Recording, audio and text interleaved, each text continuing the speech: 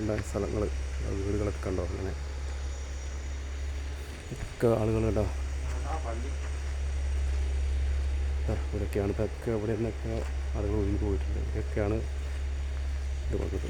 വലിയ കല്ലുകളൊക്കെ വന്നിട്ട് ഇങ്ങനെ ഇതൊക്കെ വെള്ളം വന്നില്ല. ചളി ഓരോ വീട്ടിലൊക്കെ ഇത്ര തരത്തിലൊക്കെ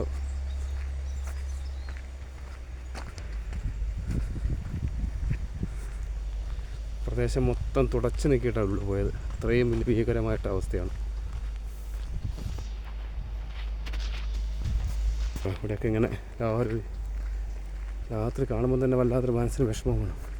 ഇത്രയും മുകളിൽ നിന്ന് പൊട്ടിയിട്ടാണ് ഇവിടെ ചൂരൽമലയൊക്കെ എത്തിയത്. അവിടെയൊക്കെ ഇങ്ങനെ കല്ലും മണ്ണൊക്കെ കൊടുക്കുന്നത് കല്ലുകൾ കണ്ടോ. ഇതുപോലത്തെ കല്ലുകളാണ് തീർത്ത് വന്നിട്ടുള്ളത്. പുള്ളിയാണ് മലയാണ് അവിടുന്ന് പൊട്ടിയത്.